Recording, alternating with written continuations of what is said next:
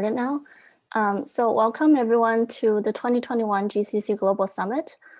This is the International Relations panel titled US-China Relations, Seeking Order from Chaos. My name is Alice Lee. I am the founder and president of Global China Connection at the College of William and Mary, and I'll be the moderator for today. So for those of you who are unfamiliar with our organization, Global China Connection is a 501c3 nonprofit and a global professional development organization dedicated to connecting and empowering young leaders who share an interest in China. GCC is present in more than 60 universities in North America, Asia, and Europe. The annual Global GCC Summit is one of the most renowned student-run conferences focusing on China. Over 3,000 attendees and 100 speakers have been drawn to the summit from around the globe since its origination. And so on behalf of our entire GCC community, I'd like to extend a very warm welcome to our panelists and attendees. We're honored to have 3 guest speakers with us today. First, we have Dr. Wang Huiyao, who is the founder and president of Center for China and Globalization, a leading Chinese non-government think tank. Dr. Wang was appointed as Counselor of China's State Council, China's cabinet in 2015. He is also the vice chairman of China Association for International Economic Cooperation Association of the Ministry of Commerce, as well as the Dean of Institute of Development Studies of China Southwestern University of Finance. Dr. Wang was a senior fellow at Harvard Kennedy School and a visiting fellow at Brookings Institution. Next, we have Professor Robert Jervis. Robert Jervis is the Adlai E. Stevenson Professor of International Affairs at Columbia University. Professor Jervis specializes in international politics and security policy, decision-making, and theories of conflict and cooperation.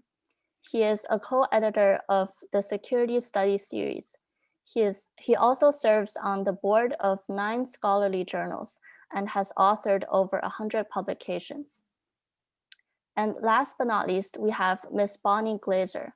Bonnie Glaser is a senior advisor for Asia and the director of the China Power Project at Center for Strategic and International Studies, where she works on issues related to Asia-Pacific security with a focus on Chinese foreign and security policy.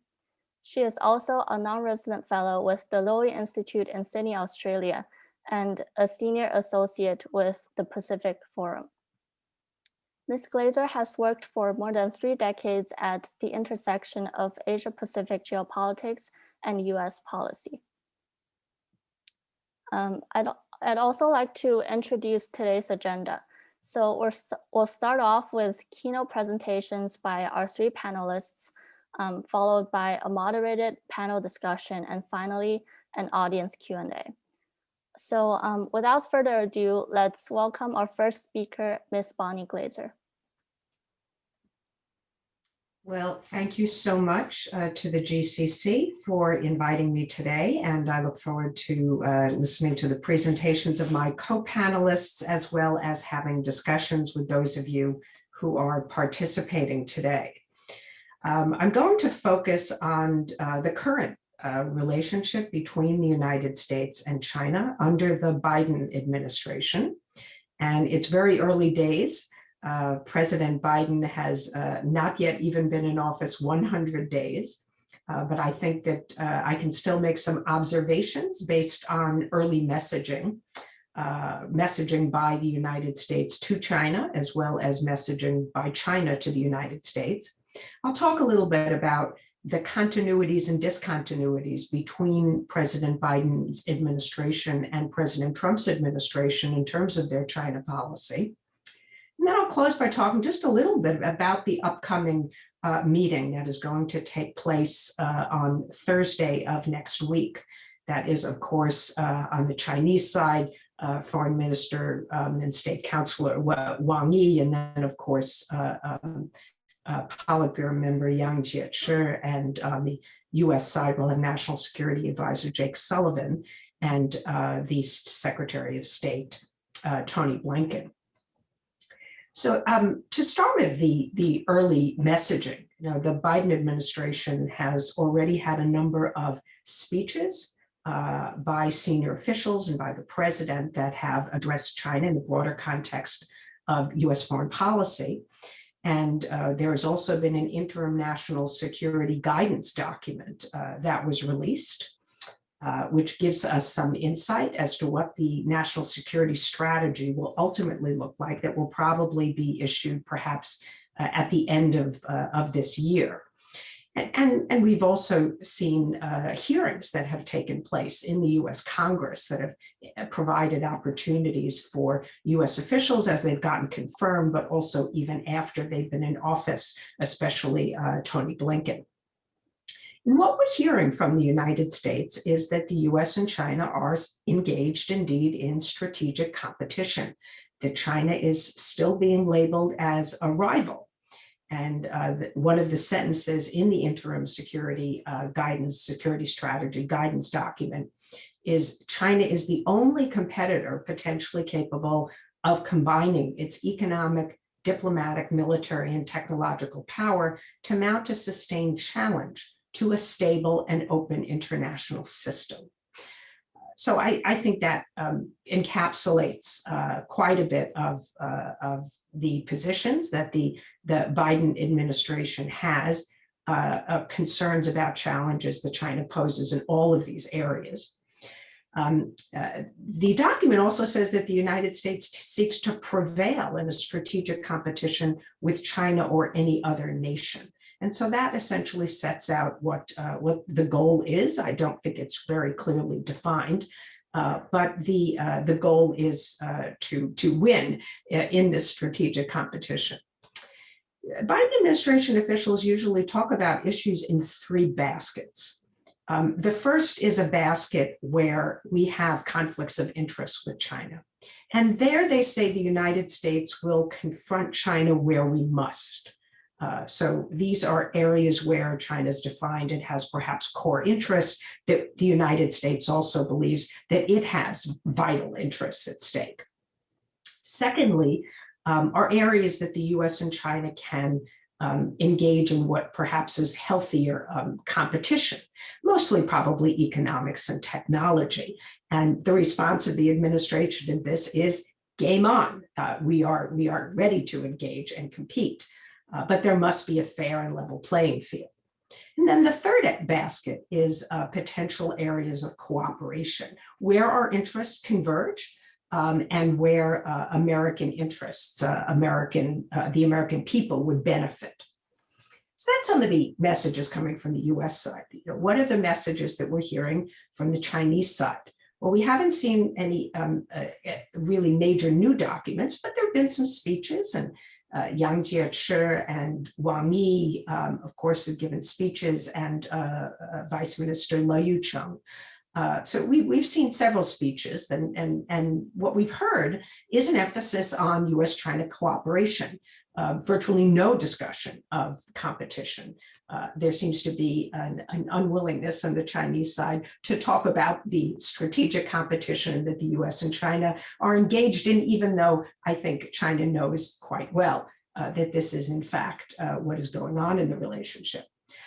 Other messages are, of course, that China is focused on economic development and pursuing peace, and that China seeks a US-China relationship that's based on no conflict, no confrontation, mutual respect, and win-win cooperation. There are many statements, of course, that the United States should stop interfering in the affairs of Hong Kong, Tibet, and Xinjiang, that the Trump administration is to blame for the deterioration of bilateral relations. And I'll get back to that in a minute, because I think that's really central to how we are going to get out of this stalemate, is whether or not China is in fact going to not put blame on the US side and insist that the US takes the first step. But we have heard, for example, some Chinese officials say privately this phrase in Chinese, "He who tied the knot should untie it," and essentially the ball is in the US court. So Beijing appears to believe that the Biden administration can join China by blaming the Trump administration for the state of the bilateral relationship, essentially saying, you're right, it's the US that caused all the problems, but it wasn't the Biden administration, it was our predecessors. And I think this reflects a real misunderstanding of the assessment of China in the United States. 9 out of 10 Americans, according to the latest Pew poll, have an unfavorable view of China. And there's bipartisan support, I think, in Congress for a tough policy toward China. And importantly, there really has been a reassessment of the US-China relationship in the United States. And so there is I think, a shared understanding that the United States faces many challenges from China that need to be dealt with. So I think this approach was not an effective one. So then I'm going to talk about the continuities and discontinuities, and I'll do this briefly. The continuities include the strategic competition frame. So we know that in 2017, the Trump administration had released the national security strategy and said that China was a rival, a revisionist power, a strategic competitor. So that frame essentially is being inherited by the Biden administration. The assessment of the problems and some of the challenges that China poses are similar. It's the response to them that is essentially different. The focus on technology is also quite similar. The Biden administration talks quite a bit about challenges that come from China's desire to be dominant in key strategic technologies of the 21st century. Protecting US interests, I think not surprisingly, is another continuity. A desire to push back against what's seen as Chinese policies that are disadvantageous or harmful to the United States. That's another continuity. A very strong stance on South China Sea, East China Sea, and Taiwan. We've seen some very strong statements from the Biden administration just in the first couple of months about willingness to stand up for Taiwan. The phrase that's used is US support is rock solid, reiteration that Article 5 of the US-Japan Mutual Defense Treaty covers the Senkakus, and pretty much a restatement of Trump administration policy on the South China Sea that was originally formulated in July of 2020, extending US interests beyond just freedom of navigation.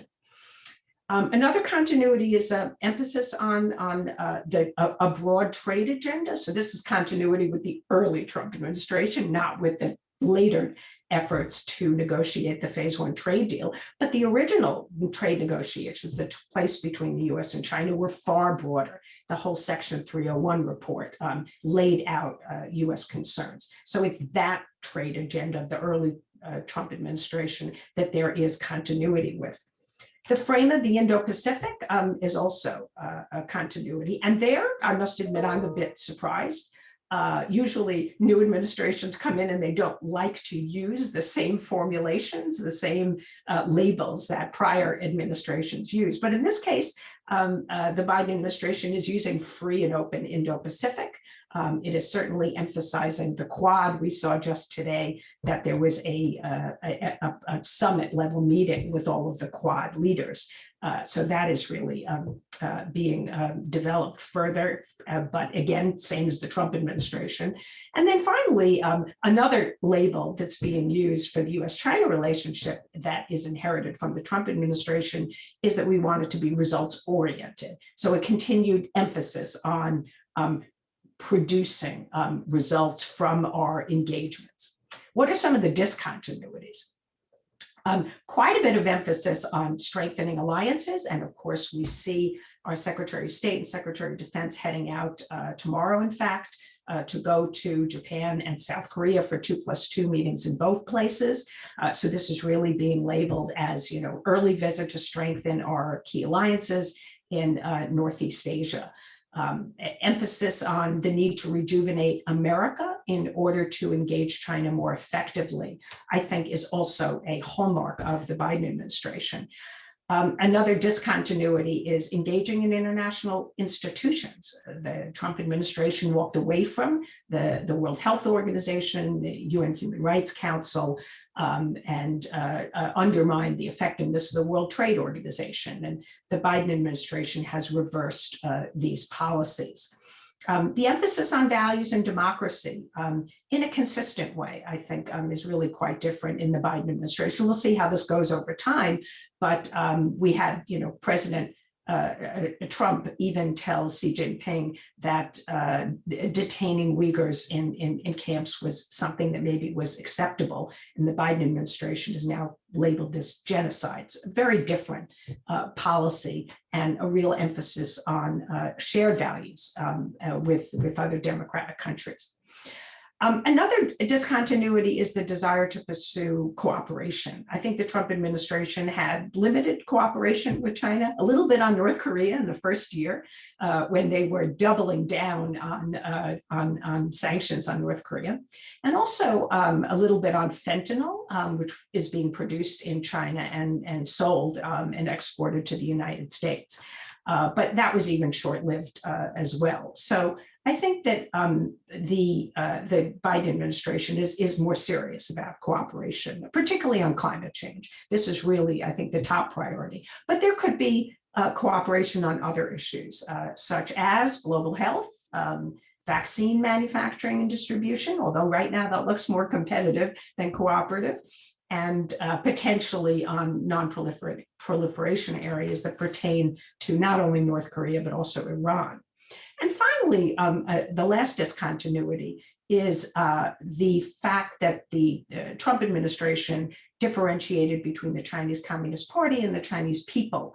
And Secretary of State Pompeo had even said that the US should embolden the Chinese people to induce change in China. This sounded like a veiled call for regime change. And not something that the Biden administration is going to pursue. And it's quite clear from the language that they are using that this element of the relationship is going to be abandoned. It is not going to be used in policy. So the last issue that I just want to address quickly is about the upcoming meeting in Anchorage. And what both sides are saying and what might be achieved. It's interesting that I think China has been very eager for an early meeting with the United States, and the US has been somewhat standoffish. It has said, we want to be patient. We even had our White House press spokesman say that the US was exercising strategic patience.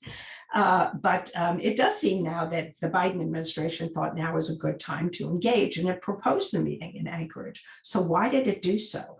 Well, the US has said it wants to engage with China from a position of strength, and it sees this particular moment of coming off of these 2+2s in Japan and South Korea. Also, our Secretary of Defense will be going to India on this trip as well, and this Quad summit that just took place today, as putting the United States in a position of strength. So it is perceived this as a good moment just to sort of have a brief engagement and sort of take the pulse of the other side and see if there's any different messaging than what I laid out at the beginning of my talk. Is China just going to continue to say, the ball is in your court, it's all your fault, United States, and you have to fix it?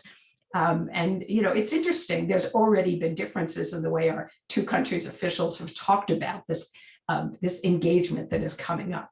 The Chinese foreign ministry spokesman, Zhao Lijian, said that it was a high-level strategic dialogue, which immediately caused Secretary of State Blinken to respond by denying that it was a strategic dialogue. And he said basically this is a one-off affair. He said there's no intent to engage in a series of follow-on engagements. He said if engagements are to follow that, they have to be based on the proposition that we're seeing tangible progress and tangible outcomes on issues of concern to us with China. So here the United States is trying to put the ball in China's court. The US will raise tough issues. It will raise Hong Kong. It will raise Taiwan. It will raise Xinjiang. It has also been said that it will raise economic coercion against Australia. I do think that some of the areas of common interest will be discussed as well. I have not heard there's any linkage between these areas of differences and areas of common interest.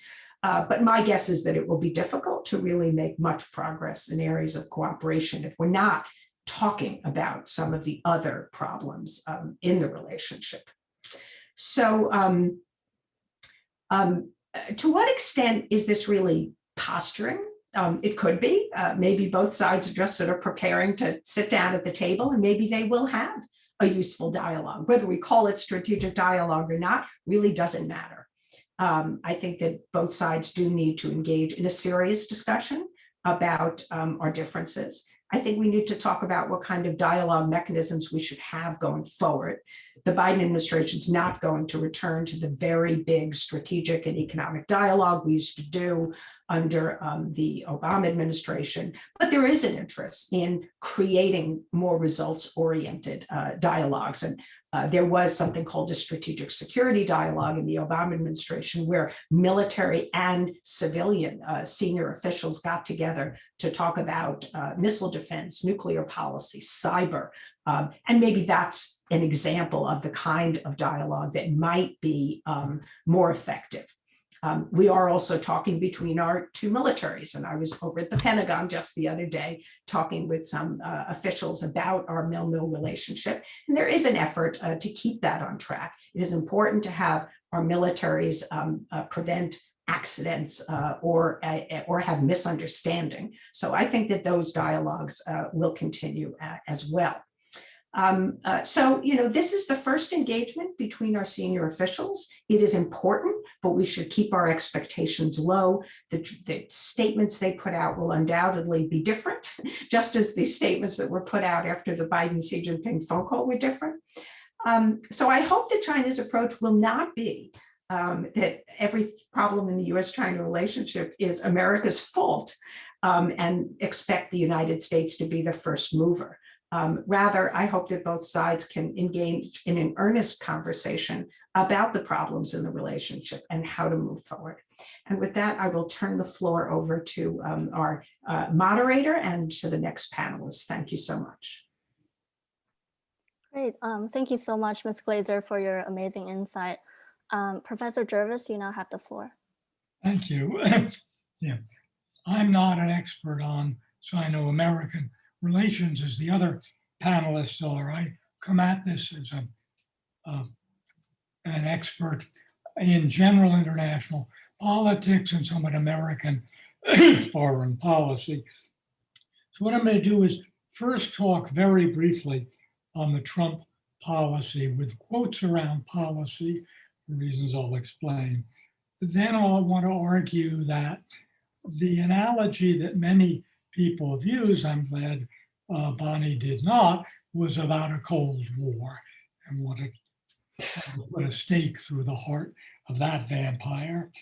And then I want to talk about briefly some specific issues in dispute, trade, Taiwan, cyber, and then the area of potential cooperation, and finally come back to American domestic politics.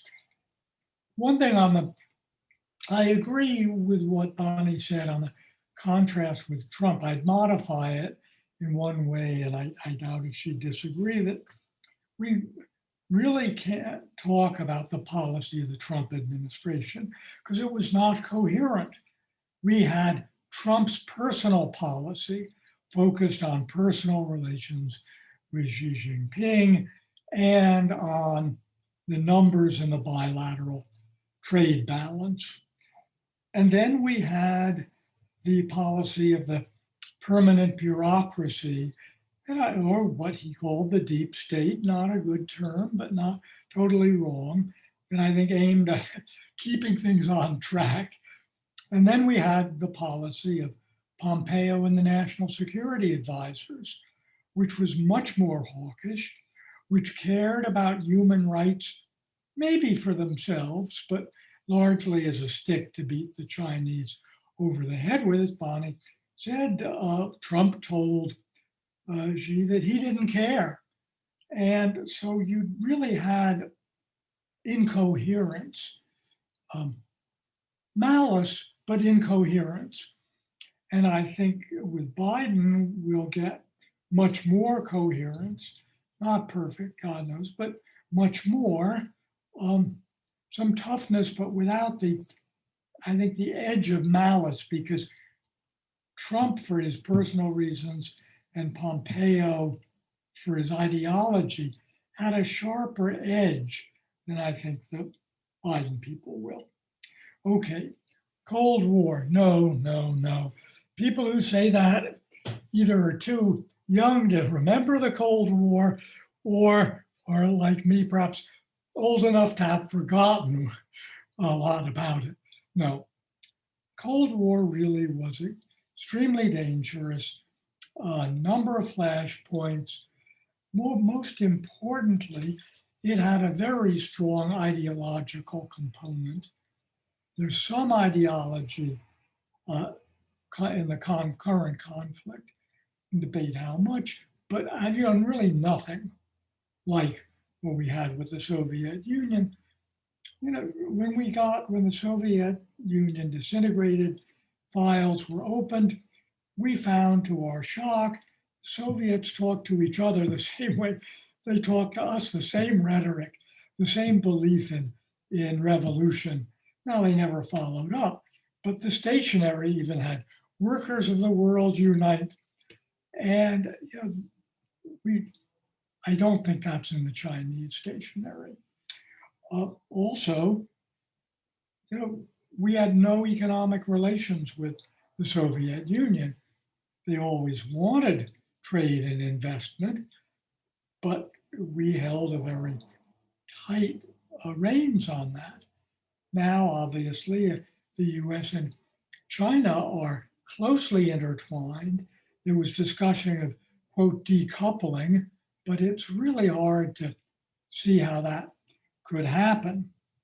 So the really very important economic relations, coupled with the fact that was true in the Cold War as well, that a world war is incredibly destructive, destroys both sides. So it really is quite different. It also, partly because of the economic, largely, but not only, China may want to revise the rules of the game or the liberal world order, but there are enormous parts they want to keep. I mean, that's how they got rich. And they know that. And a disintegration of that would have some good things. Maybe people wouldn't be sanctions for Xinjiang, but it would be terrible for them. So it's just not like the Cold War. Doesn't mean there are no conflicts. We now talk very little about trade. That Trump had a fixation on not only trade as an issue, and partly that fixation for the concern most of us share about the hollowing out of American industry, the decline in blue collar life, leading to things like the deaths of despair that the Princeton economists have documented in horrifying fashion, all the things that we know about. But he seemed to think that China was primarily responsible for that. My understanding, the bulk of the experts in this attribute some of it to China, and especially that China's joining the WTO, but not following the rules. But a lot of that is industrialization elsewhere and the growth of technology. A lot of those jobs were going to be lost even if China did no trade with us. Trump also was odd in focusing on the bilateral trade balance, which has very little meaning given the way that balance is computed. Just doesn't tell you a lot. It's not the main indicator to watch. And there'll be continuing friction over economic and trade issues. I think the Biden administration will be more sophisticated, but 2 points I think stand out. First, much as we would like to restructure the Chinese economy to make it conform to, well, more liberal market-oriented rules, 2 things about that. If they did it, they'd grow a lot faster. So putting on my hat as a sort of strategist on the rivalry, I don't want that to happen. I want Xi to continue screwing up the economy, even if it has problems with the trade balance.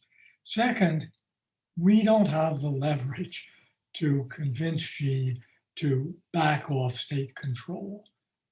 He is committed to it for, I think, largely political reasons. Keeping the control of the Communist Party may be a mistake, but the idea that we're going to get change from below, as Pompeo, either regime change or changing the structure of the economy, no, I don't think that's in the cards. Second major point, we talk about trade wars. No, I study real wars. It's been 400 years since people have spilled blood because of trade.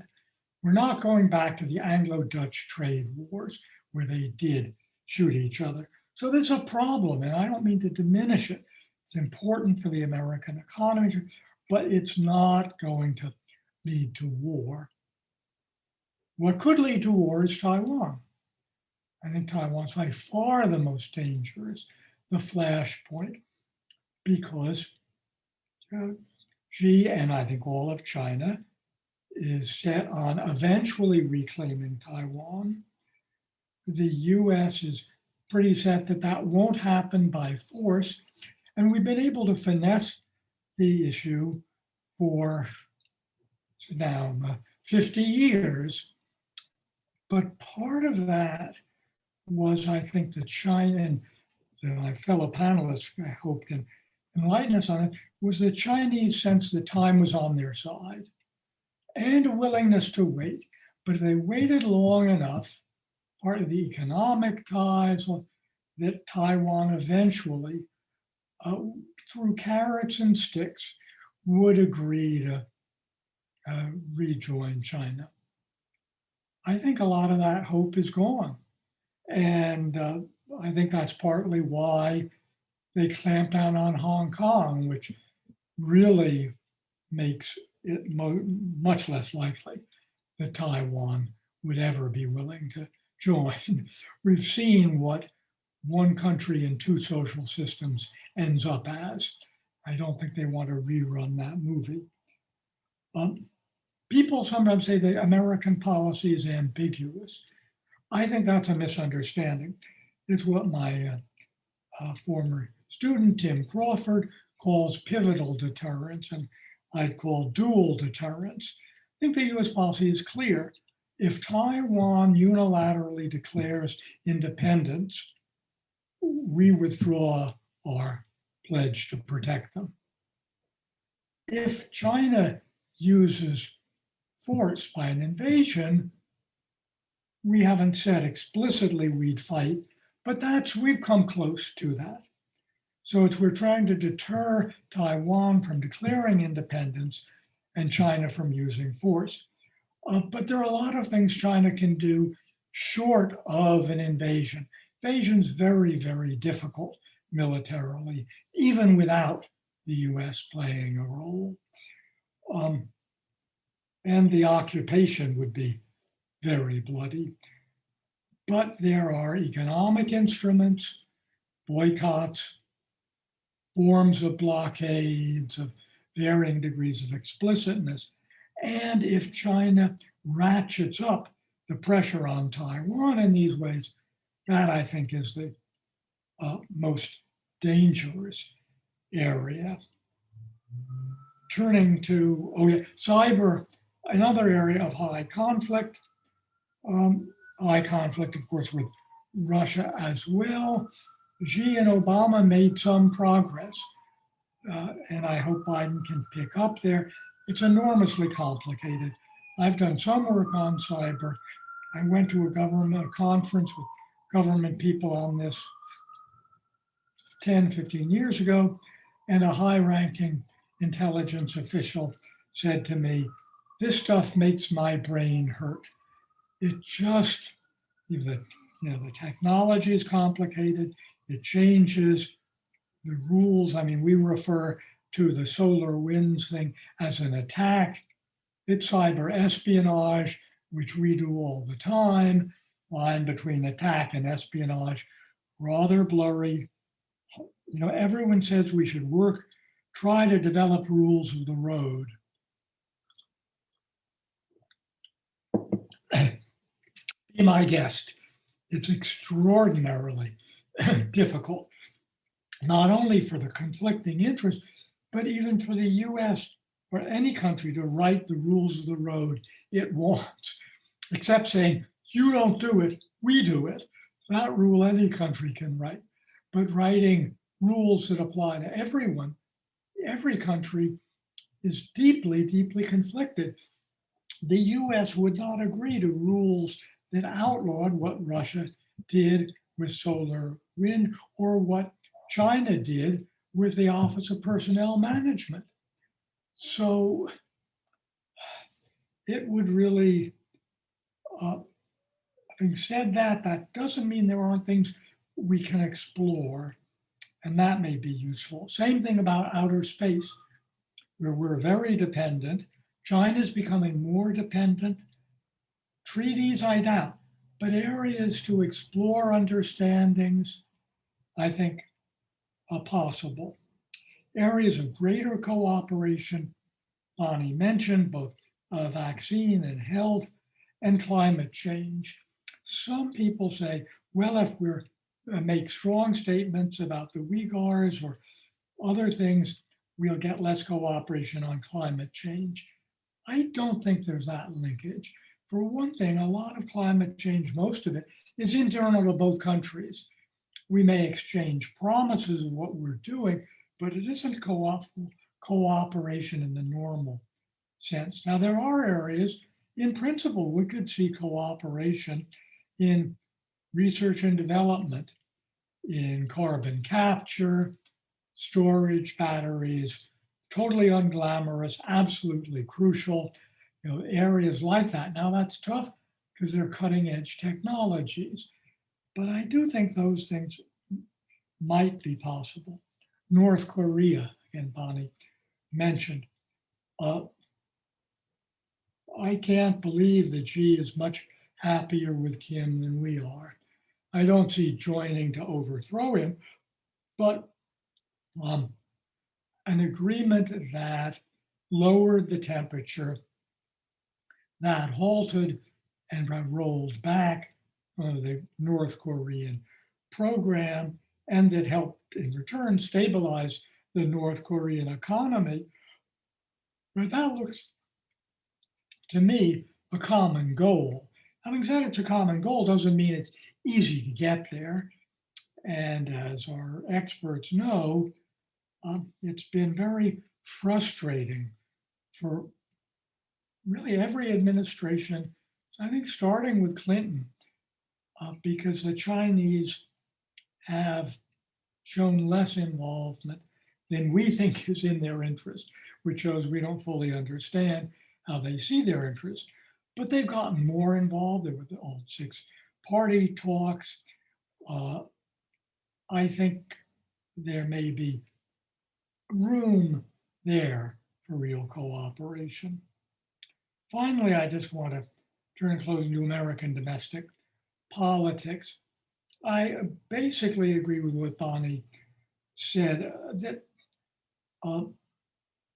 there's a broad area of agreement between the leaders of the Democratic and Republican parties. Difference in tone and not in a trivial way. Also, the poll data I've seen indicates really Republican rank and file are more hawkish on China. So there's a non-trivial difference, but it's compounded by the imperatives of domestic politics, which are the party out of power to stick it to the party in power. And I think the Republicans will have every incentive to attack the Biden administration for being soft on China. Say if an agreement even on cooperation on storage batteries. Oh, that's giving cutting edge technology to China. Or we shouldn't make we should make any things like that contingent on China restructuring its economy.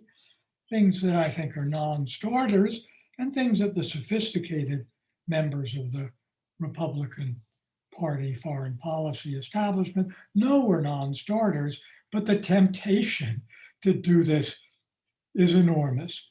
So I think domestic politics will complicate things. And I think, the Biden people, they're going to be attacked on Iran, on other things. They're aware of that. So that's a complicating factor. Finally, close, some more pessimistic political scientists and others who pretend to claim, oh, war is inevitable, rising power, etc. I don't believe that for a minute. Misreads history badly. I don't want to go into all those cases, but misreads those. And furthermore, it's a very, very different world. The costs of really high conflict, let alone war, are so enormous that that's a tremendous common interest. Now, it's a common interest each side uses to try to get bargaining advantages, but also it's a common interest that I think means very much decreases the chance of war. But rather than end on an optimistic note, just the degree of pessimism that tempers this is that in the Cold War, the border was a land border. That mattered. We're talking here about potential conflicts at sea. And you say, oh, that's just a wonkish, who cares, Army, Navy. Ships are much more autonomous than armies. You can't control them as tightly centrally. The incentives in a naval engagement to strike first are very, very high, especially with today's technology. I don't mean that the Chinese ship captains or the Americans are trigger happy, but there are lots of ways to get incidents that involve violence. Doesn't necessarily lead to world war, but certainly would be unpleasant. So on that note, I never, as a security expert, want to end being too upbeat. Thank you. Thank you so much, Professor Jervis. Dr. Wang, you now have the floor. Okay, great. Thank you, GCC, for inviting me to this very timely webinar. Thank you for that. I'm also very honored to be with distinguished panelists like Dr. Bonnie Glaché and also Professor Jervis. I mean, I still remember that at the end of 2019, I had an interview with Bonnie at your office. It's really very, very impressive. Also, I think that also the Columbia is really a great university. I mean, my daughter graduated from Columbia College. I'm sure she has taken Professor Jervis courses as well. What actually I'd like to talk about today is the topic about this webinar. Are we going to have a better U.S.-China relations, or are we going to deteriorate further? So that is really the question that we like to talk about. So I'm quite fascinated by the previous speakers, but I would like to share some of my views as well. What I think is that actually now, this year is the 50th anniversary of Dr. Kissinger's visit to China. And also, of course, is the ping-pong diplomacy, where break the ice of both countries, and we see enormous changes in the past half century on that. And so I'm glad that President Biden now assumes office for, as Bonnie said, less than 100 days, which is 2 months.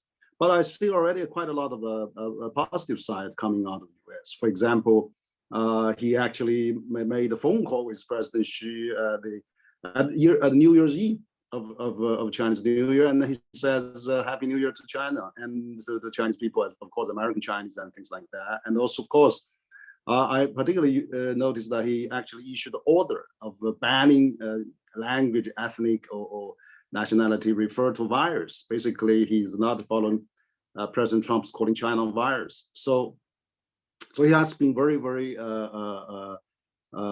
quite active pursuing some of those new initiatives. But I'm also the one thing I noticed that he actually at the Munich Security Conference, where all the cross-Atlantic leaders at the summit, he made a speech there. As a matter of fact, actually, our Secretary General of think tank, CCG, Dr. Miao, was invited to raise a question to the global leader, to the Secretary General on that spot. But I see President Biden spoke there. He used a strategic competitor. He even said fierce strategic competition, but he avoided using the Trump word rivalry. I think that's probably a good sign. Competition is always great, and China is not afraid of competition, but maybe we interpret that in a more right fashion on that. I also noticed that now since President Biden and President Xi had his telephone call for 2 hours. And then actually now I'm glad that Secretary Blinken and National Security Advisor Sullivan, now they are meeting the top diplomats from China. I think China shows quite a bit of positive attitudes. Even last time they met Pompeo in Hawaii. Now this time they meet the new secretary again in Alaska, both in the U.S. territories. I think that shows China's willingness to talk. And I remember also when President Trump got into office, President Xi took all the trouble fly to Mar-a-Lago, Florida, to meet President Xi. So shows that China still willing to maintain a high-level dialogue and start good discussions on that. I would like to propose, so maybe I summarize 10 points. I hope that I'm not taking too much time, but basically, first category is on bilateral relations, and the second category is on the global governance. I think where U.S.-China have to work together. The first point is that on the Sino-U.S. relations, I think dialogue is really important, high-level dialogue between China and the U.S.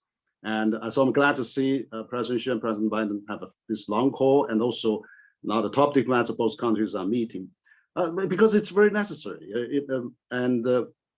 One of the things I think that China actually did a lot of happen. Premier Li Keqiang just 2 days ago said at news conference on PC that dialogue at all levels is always important. So we have to see face to face. I mean, when was the last time they had a face-to-face meeting? Because of the pandemic and also trade war, we have really top diplomats hasn't done that much. And so this is very important. And but also it shows a signal to the world that China and the U.S. are in dialogue. I think is with world expectations. But also one of the positions I think China has taken a new position, like Bonnie said. Probably in the past China wasn't really admit there's a competition. But now Minister Wang Yi actually said at the news conference at MPs as well that we recognize U.S. has perceived China as there's some competition. We recognize there's competition now. So then let's also collaborate, because that's where President Biden also said, also in various the speech, and including Secretary Blinken, China is a competitor, but also a collaborator in many other areas, which I'll cover later. So I think that the high-level dialogue is very, very important. Including the issues of North Korea, including the issue of Iran, and the nuclear proliferation, cybersecurity. I mean, all those areas, I think that have both interest and to both parties. So Sino-U.S. relation, high-level dialogue should really be resumed regularly. Second point, I think the the China-US should really relax on the trade and the economic frictions or decoupling, for example. I mean, the US General Chamber of Commerce just not too long ago issued a report, saying trade war would cost probably 1% of US GDP and cost 7,100 jobs. And AmCham just recently last week come up a report saying, okay, most companies still wants to expand. Very few, maybe 1 or 2% saying they're going somewhere. So I think that the business community is really fed up of this trade war and wants to, tap into the huge potential of Chinese market. And so I'm thinking, maybe the talk, can we really lift the tariff? That's really not good for both countries. But also that we should probably, also China starting buying a lot of agricultural product, not only last year, but also increased again this year. So they're still in implementing phase 1. Maybe you could continue to talk about phase 2. So we can really have a good discussion. Another thing is that maybe US could consider, abandon on the sanction on Huawei or TikTok, WeChat, or Xiaomi and things like that. Probably China could relax some entry of the Google, Facebook, or Twitter's or whatever. So I think there's a lot of area that China collaborate on the business side, because this is most important to both world economy. Thirdly, I think China-US can collaborate is really, I think probably we could resume the BIT talk where Obama-Biden administration left when they left office. And so that we can really start more on that as well, because trade is still very important. And also, last year, China's top leaders, President Xi said China is willing to jump CPTPP. Premier Li said 2 days ago at the news conference again, China is positively considered that. We know that CPTPP is largely designed by the US for high standards for next generation of a global trade. So if China willing to join TPP, let's US, China both come back to TPP and talk and really have a lot of high-level dialogue, so that we can probably serve as a good example for the WTO reform, and maybe can revitalize the global trade. So that's the third point. And the fourth point is that I want to say is that I noticed that the Democrat majority, Senator Nancy Pelosi said, we should really strengthen the U.S. infrastructure. That's a bipartisan focus. After the virus relief bill, next would be the infrastructure. So this area is really China and U.S. can collaborate. China has now revolutionized probably China's infrastructure in the last 4 decades. China now has 2/3 of a global fast train, has 10 out of the 10 largest container report. China has 7 of them. China has 80% of the tallest bridges in the world, has the longest ocean bridge in the world. Infrastructure-wise, China has built up a huge capacity. So even I was in the US last time, the Texas state, they want to export oil to energy to China, but inland infrastructure cost is even more than the shipping cost to China. So China can collaborate with the US on those export-led or energy export-led infrastructure construction. So there's many other things we can collaborate. And so that's the fourth point. The fifth point on the bilateral side, I think that China and the US should really relax on the people-to-people exchanges. I'm glad that there's no, plans like China Initiative, plans like, it was saying every Chinese student probably is a spy, and that kind of rhetoric. I haven't heard much from President Biden, and also that the student exchange. We have 400,000 Chinese students in the United States. China has, US only have 10,000 in China. That's enormous gap that we could strengthen. In tourism, used to have 3 or 4 million Chinese tourists to US. China has 10 million tourists to Japan. There's a huge way we can work on that. And of course, I'm glad that recently Ford Foundation and a few other US educational institutions has resumed the China Scholar Exchange program.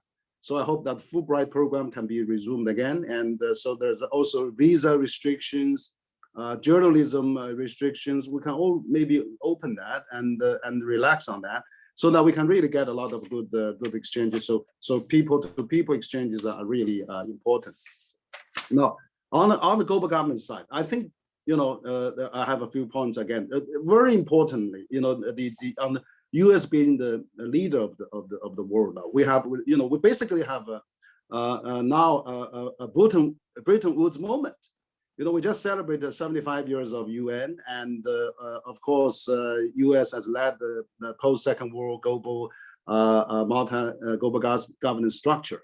Being World Bank, WTO, or IMF, what have you. So that really now we haven't had that's prevented us from the Third World War, but it has not prevented us from the virus war. We're having global pandemic virus war going on, which the casualty probably wouldn't be much less than the Second World War.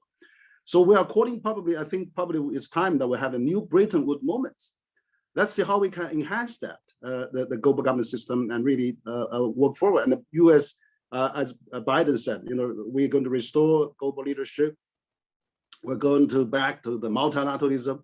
That's great. I mean, China has always been also a favor of multilateralism, even though they have different interpretations. But in general direction, it's great. Rather than President Trump, American first, which is annihilated the U.S. for the rest of the world. So what I think, that's biggest advantage that Biden is saying multilateral world. So I think for that, I'm glad to see area that we can collaborate. First, it's global pandemic fighting. That's enormous. This is really, we have to, issue number one. I think this also should be top diplomats talk next week in Alaska, is how we can really get the world out of this pandemic crisis, which is still proliferating in many parts of the world. So vaccine collaboration is most important. Probably we should have a China, US, EU vaccine summit. We should mobilize all the industry. We should get all the pharmaceutical companies together. We should have the distribution, allocation, even technology transfer or patent free for developing countries to develop the virus as well, so that we can quickly stop this global pandemic. I'm glad to see that President Biden pledged $2 billion to support global pandemic fighting efforts, after President Xi pledged $2 billion last summer to the developing countries. So I think now they are more or less share a lot of common ground now. So this is really great. Second point, I think President Biden get elected because for his also favored of the climate change, because we are already not respecting nature, is already punishing us with the virus now. So climate change is enormously important, and it also generate trillions of new business opportunities. So probably we should, we just had a G7. Why can't we have a G10, plus China, India, or Russia, to have a G10 climate summit? That basically most of the largest polluting countries are among those G10 countries. So or maybe we start a new Bretton Woods system, like we have an international climate change organization or carbon organization of some kind. So I think this is really crucial that US and China could demonstrate some collaboration on that. And I know that President Biden is having a conference on Earth Day next month. I'm sure that China should be able to join that, so that we can really have a, I can't imagine a climate summit without China participating, China being the largest public polluter now. So the US being the second. So I think we have to work together.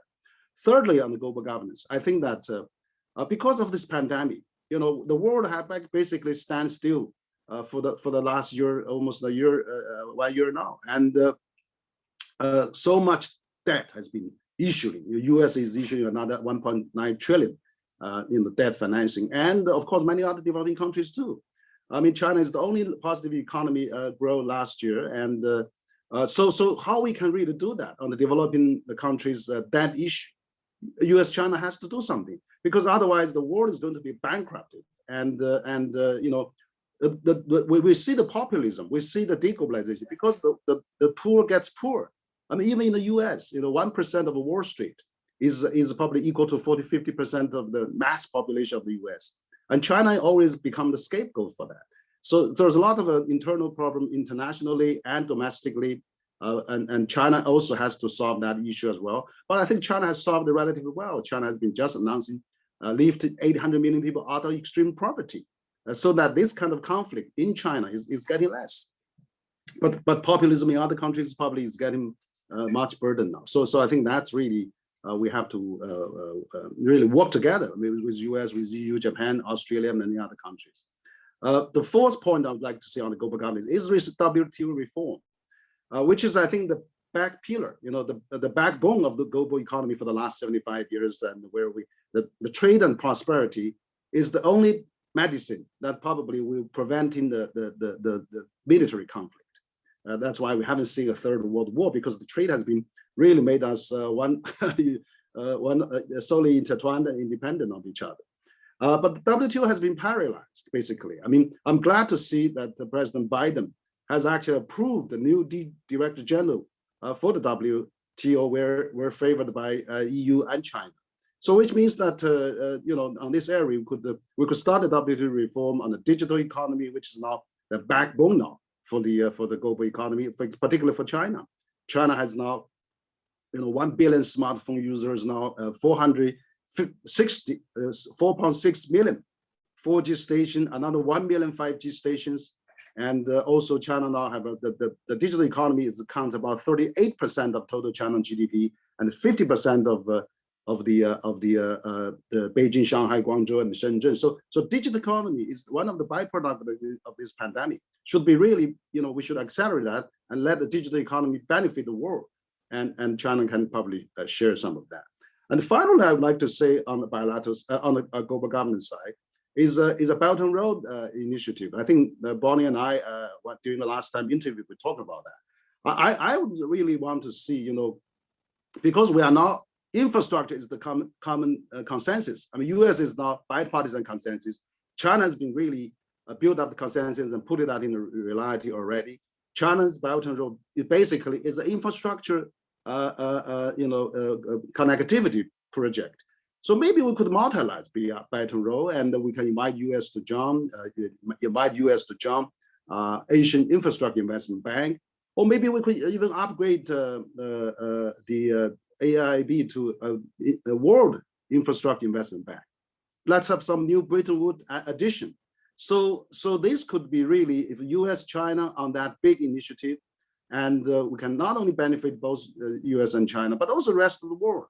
I think that the infrastructure revolution, that infrastructure transformation will lead us to the next 75 years of a big pie to work with, a big draw to work with, rather than we fight each other on all those ideological or white cat, black cat, who catch mice kind of issue. We should really work on the substance. So if China can really, this kind of system, whether it be in Hong Kong or Xinjiang or whatever, you cannot convince China to totally converge to Western system, where Western system also has some problem too. So that if China, this kind of system can contribute 1/3 of a global GDP growth, can really lift 800 million people off of poverty, can really become the largest trading nation with 130 countries, we should probably tolerate a bit of this kind of system. And Fukuyama-san already said, it's not the end of history.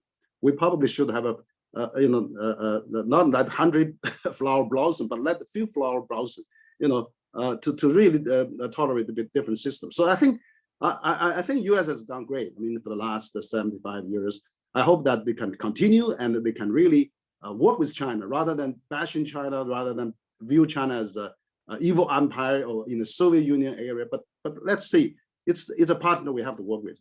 That's my comment. Thank you so much. Thank you so much, Dr. Wang. And thank you all for all the wonderful keynote presentations. I think we'll move on to the moderator-led discussion now. So I guess my first question is that in the past few years, China analysts in the United States seem to have started to reassess their long-held assumptions about China, as Ms. Glaser mentioned briefly.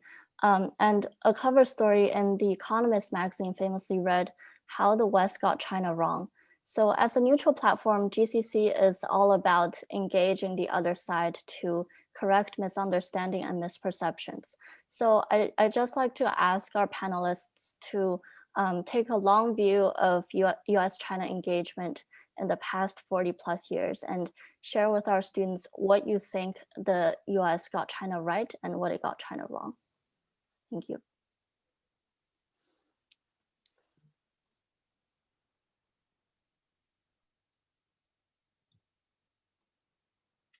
Oh, you pose this question to all of us, I suppose. Yes. Well, maybe I just 1 minute continue on this. I think that U.S., China is very, China and the U.S. has historically no big fight, except briefly during the Korean War. But during the anti-Japanese War, Second War, U.S. has been flying tigers and all those. There's a lot of good memory. U.S. has built, helped the Tsinghua University at the beginning, and the hospital in Beijing Union Hospital. There's many good things. U.S. has been done in the past. Also counting the Chinese student movement in the recent modern history now. China has sent about 7 million students study abroad in the last 4 decades. Over half of them, majority of them, probably 5-6 million went to the United States. So I think that also helped the U.S. 80% of the scientific and technology PhD remain in the U.S., contributing to the U.S. Innovation as well. So I think this kind of a talent circulation formula actually benefit both countries, rather than we view every one of them as a spy. So I think where we're getting it wrong is that just coming to that question is that there were 20 years ago when China joined WTO. This is also the anniversary of 20 years China joined WTO. I think U.S. was thinking, the Western community was thinking, okay, now China will join WTO. There's a growing middle class. China someday will be one of us, will be look like us.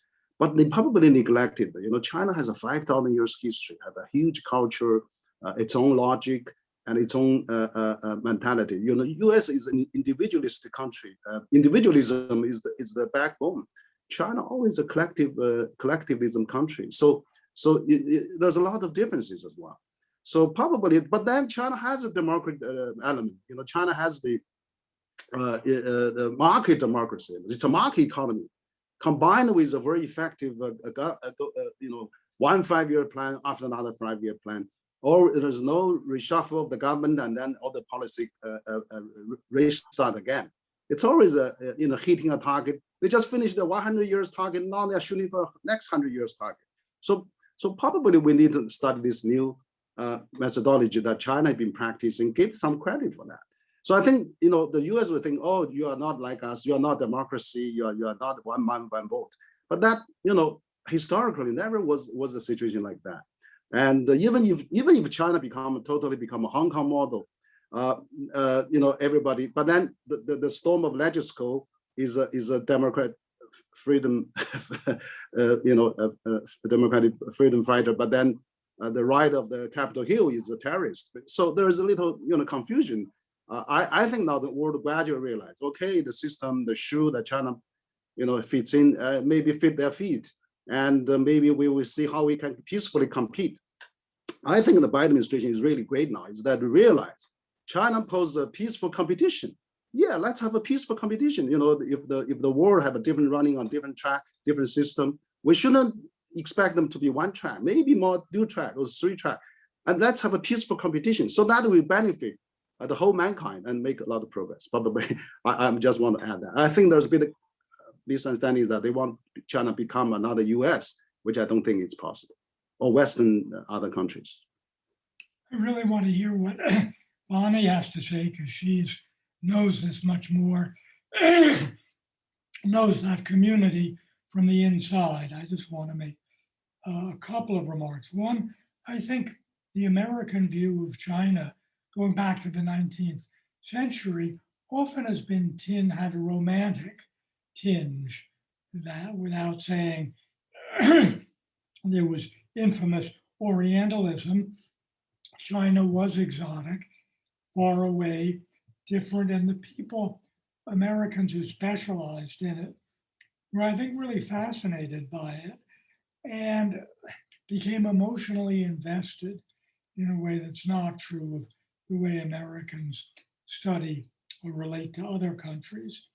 And that may have led both to inflated expectations in the 70s and 80s, and perhaps to more of a backlash when the hopes were not realized. But I don't think we should exaggerate. They didn't get everything wrong. They didn't expect complete convergence.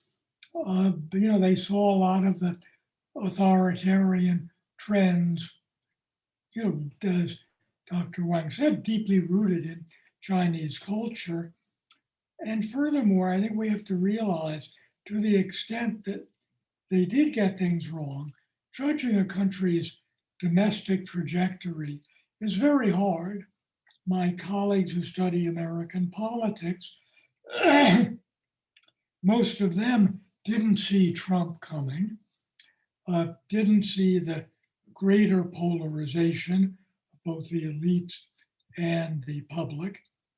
Soviet experts weren't as wrong as many people think, but didn't get that right. Our ability to analyze even the domestic politics of friendly democracies like Britain and France is fairly limited. So I think we want to cut the experts some slack here.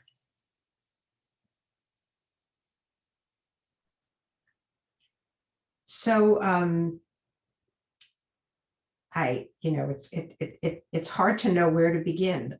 The Americans had supported what they saw was a trend in China of greater pluralism, better treatment of people after the Cultural Revolution, as they were allowed to engage in growing their own crops and selling them, and having their own businesses. And I remember when Chinese were allowed to start buying their own homes, and yes, there was this image that we wanted the Chinese people to have more freedom.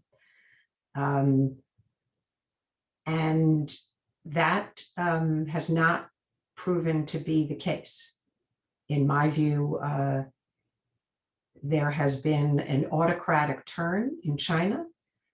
There even intellectuals, we heard about Jia Qingguo's, who there's an article in the South China Morning Post where he is basically telling the Chinese leadership, you've put so many restrictions on our talking to foreigners that we can't learn about the United States so that we can advise the leadership well.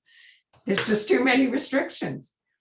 China doesn't have a market economy. Sorry, Professor Wang, I can't agree with that. And China's economic reforms have very much gone in the wrong direction because China was engaged in economic reforms.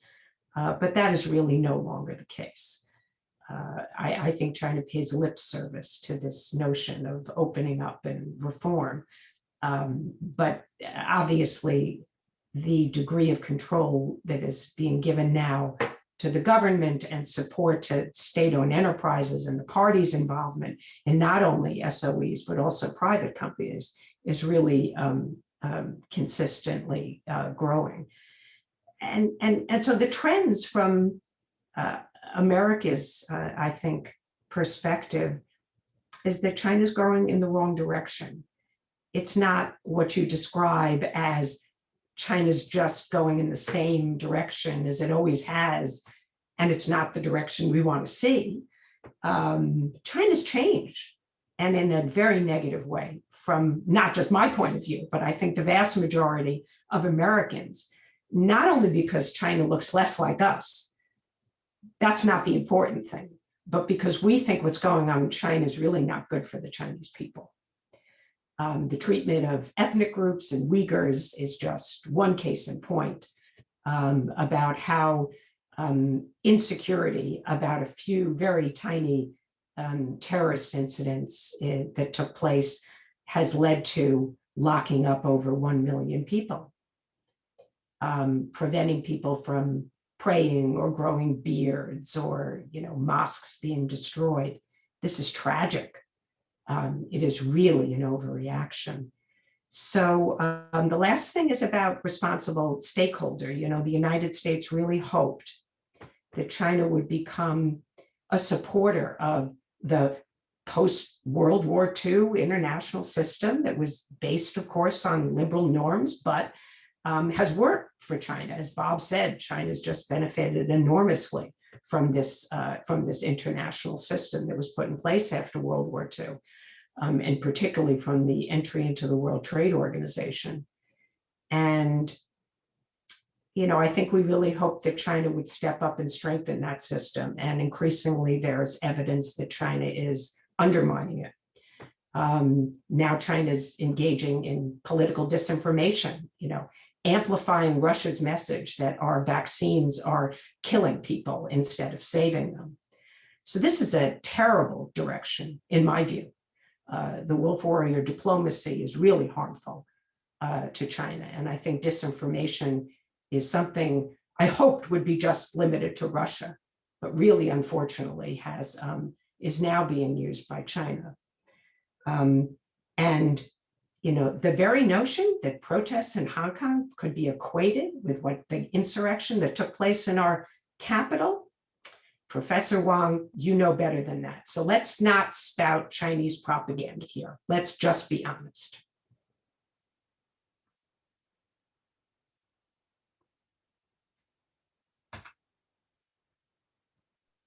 Well, probably I could add one thing. I think that the system China now, I think China has totally transformed from before opening up, because I'm old enough to remember the old bad days. Cultural Revolution. I was sent to the country. I remember when I'm the first batch of students that took exam from rural area, 1977. I was riding a train and from Zhengzhou to Guangzhou. I'm stuck in the toilet of the train. There's no seat, and but now anywhere you go is a few hours by speed train. So what I'm saying is that basically this kind of a hybrid system, where you have about 60-70% the private sector, where is the viability is there, where you have 10-20% multinational, which account about 40-50% of China's export, where a lot of money multinational made, but President Trump counted on China made. And then where there is another 10-15-20% of SOE, where I think China have that to, for example, the China Telecom and China Unicom, when the government asked them to leave the poverty, then they really give very subsidized low rate to the rural area for the Wi-Fi, for the electron connectivity. So I think this kind of system, that they be managing, maintain stability. When there's a Wenchuan earthquake, then every province build a small town in Chengdu, in the Sichuan, and so to help local prosperity. So I think, yeah, maybe it's not 100% totally private. It's not 100% SOE, but it's a hybrid. So I think this kind of hybrid economy is probably one of the success formula China has. The government have enough resources, but also viability of the private sector is there. I notice now, fighting pandemic and those big scale problem, you really need a strong government. That's we see how probably US is suffering from that, because President Trump was really weak on that. So I think that China probably does have some merit, from one or the other, if they really not export famine or refugee. On the other hand, they actually become a global value chain magnetic, and also they have a 400 million middle class now, which is the largest probably middle class in the world. I think China, gradually people will realize, you don't have to be one of us, but if you can contribute to the prosperity, security, bread and butter, for the world, we live with, we can relatively live with. So it's the problem I think China does have is the narrative. We need to create a new narrative, a new thinking, new explanation. I agree with Bonnie that we should have more understanding of each other. We should have journalists, for example. There's few journalists that are reporting accurately from each other than all those social media, all those fake news floating around. So I think we should probably have more credible journalism on both sides. We should not ban, like UK banned CGTN, and then this kind of thing we should avoid, because also we have to take into fact China government does run many things, but that's probably one of China's strengths. We shouldn't discount that. So the central government role maybe, provincial and this kind of centralization, maybe for the 21st century high-tech world, explosive information age, you need a strong central government now. Autonomy, decentralized is probably for the good old days, whereas less information, less informed, you can have a lot of information. But nowadays, everybody's well informed. So we need a really high level coordinator. I think Minister Wang actually said in one of the conferences that China has its own consolidated democracy. Its 5 years plan is seek the 1 million comments, revisions from all over China. The debate again. I mean, I'm a counselor, state council. We have, I don't know how many meetings we had on this 5 years plan. There is a feedback system, and then there is also a human right. China has, now secured the largest Medicare in the world. 1.3 billion people under some kind of a coverage of Medicare, better probably than some of the other countries, most advanced countries. And also 1 billion people have some kind of social security now. I mean, those are biggest human right, 800 million people out of poverty. So I think China hasn't told this story right. I mean, we of course, China is not perfect. There's a lot of room to improve, a lot of catch up to do, a lot of dialogue has to be taken. I agree. I think that's why we need this high level meeting at Alaska. So I want to add that. Thank you.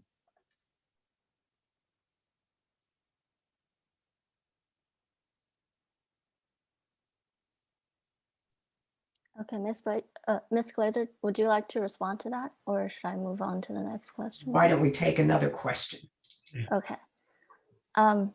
So it is increasingly clear that one sees the world depends on a lot what sources of information one consumes. And so what advice do you all have for young people in both countries, things to read, to listen, or to watch, and to generally develop a balanced and nuanced perspective? That's a great question. I really like that question. I think it's really important. It can be difficult, I think, to identify what is a reliable source. And sometimes if you rely too much on one particular source of information, you can become very, very biased. There are Americans who are consuming information about the vaccines that then they think that they should be scared of them, but they're not consuming, of course, the correct information. So I think it's important to read a diversity of things from a diversity of sources. Particularly, I think young Americans who are reading about China, it's useful to perhaps ask professors or other experts what is balanced, or maybe read some of the extreme things, but from different perspectives. What would be a really good article that argues in favor of a better US-China relationship versus one that might argue that we should not have a better relationship. And it's sometimes easy to tell in the United States based on in individuals' reputation, or sometimes the think tank that they work for. The Quincy Institute, for example, is known for criticizing US policy toward virtually any issue, certainly including China. And so if you want to see a critique of US high US military spending, go to the Quincy Institute. If you want to see a critique that US policy toward China is partly responsible for the state of the US-China relationship today, you perhaps look at somebody's writings again at the Quincy Institute. But I think the most important thing is to just read a diversity of perspectives and to ask others what they have found useful and important. There's way too much out there. You can't read it all. I certainly can't read it all. But it is really important to be exposed to different views. And I'll just close by saying one of the things that I do every year as part of my China Power Project is hold a series of debates And so we choose propositions that we think are interesting and important and have people argue both sides of them. So for example, one of our propositions this year is the US and China really engaged in a Cold War? And so we had, I thought, really excellent debate. We had a debate between two leading experts about whether China would use military force within the next 5 years or so. Really an excellent set of arguments. And I think that's also a good way to get exposed to different points of view. So you can go on my website or YouTube and view our debates. I agree with Bonnie and just want to add a couple of things. Some of the journals of opinion are generally, I think, pretty balanced. I think of Foreign Affairs. Articles may be dull, but they're rarely polemical. And you will get not an enormous, not A to Z, but the middle, but not the same. Some leaning in one, some the other. I think that's good. Brookings Institution, generally, again, well-informed, sensible, not overly polemical. And obviously, students of college age, the courses on China and Sino-American relations, I don't know that community entirely well, but the people I know are, I think, very good, basically, and fair-minded scholars and give you a lot. But finally, I say, and this really echoes what Bonnie said in answer to the first question, I don't want to pile on to Dr. Wang, but I do think China had made a terrible mistake in expelling the reporters from the leading American, newspapers, the Wall Street Journal, the New York Times, I think some of the wire services. That yes, I know they claim this is in response to the U.S. Kicking out of some Chinese, but I don't think it's a parallel. We argued, I think correctly, that the Chinese we expelled were false flag. They were really in state-operated, directed enterprises without admitting that. I'm not a great fan of the Wall Street Journal's editorial page, but it's not directed by any political party. The Times isn't. The day-to-day news reporting is sort of the lifeblood of what Americans will learn, and choking that off is bad for the U.S. and I think really shooting China in the foot, even if some of those reports China finds offensive. That is still, I think, a price China should be willing to pay.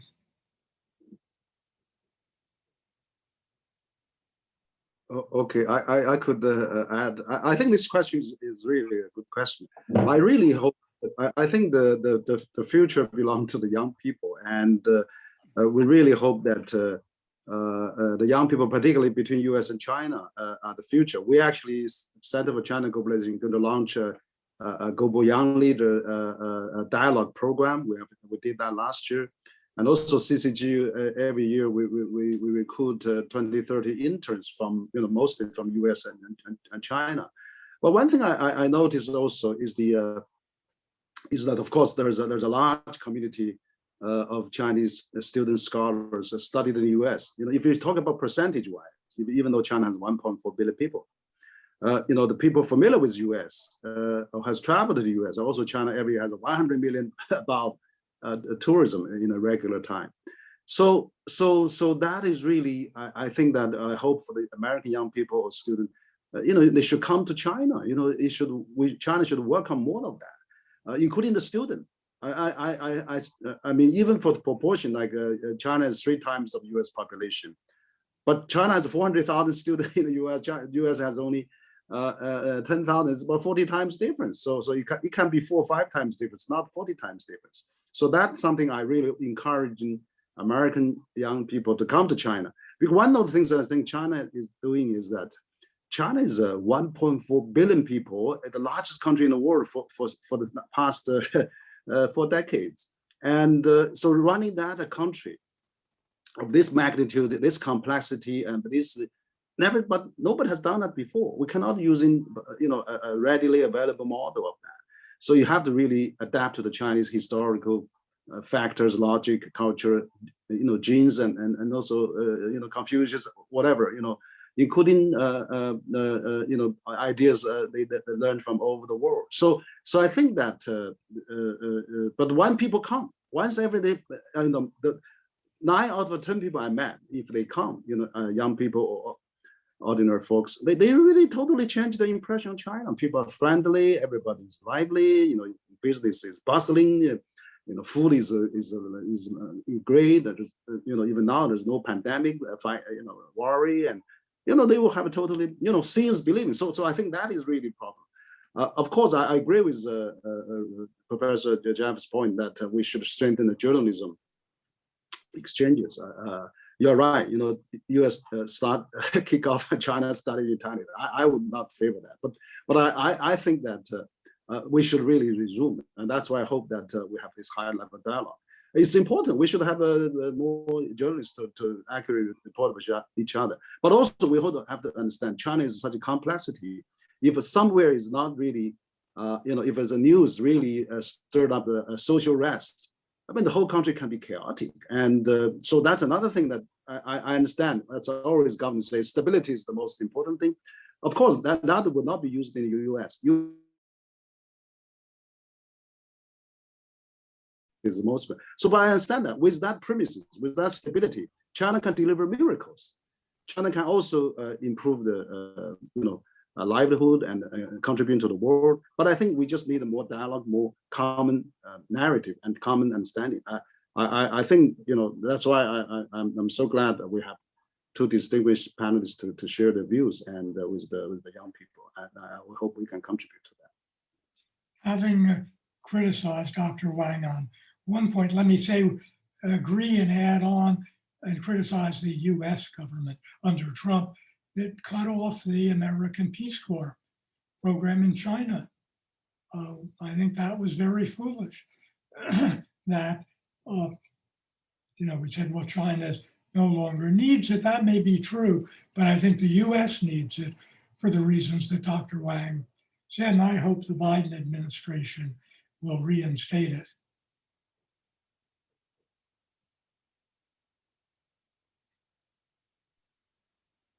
Yeah, thank you so much. I think those are really great insights, and I think young people of today can all benefit from that greatly.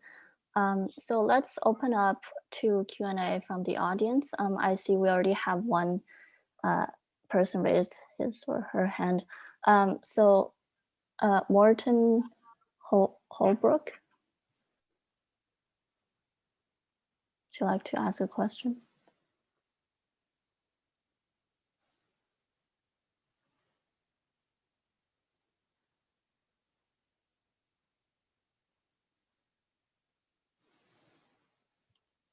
Okay.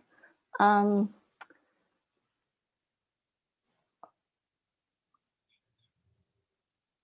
guess he can't hear us right now. So, we have another, Jane. Yeah, can you hear me? Yes. Yeah, thank you for taking my question. I think we all know that there is this word consensus warfare. So I don't think any country is completely out of this. And speaking of consensus, the US said that China is kind of the creator of COVID-19 virus. So from a neutral view, is it the US really believes so? Or is it just a kind of negative speech toward China?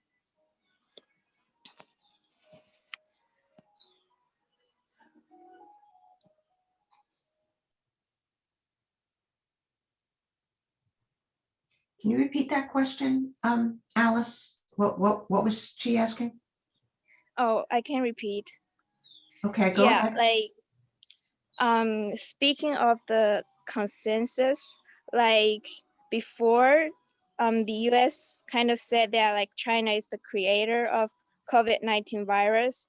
So from a neutral view, is it the US really believes so, or is it just a kind of negative speech?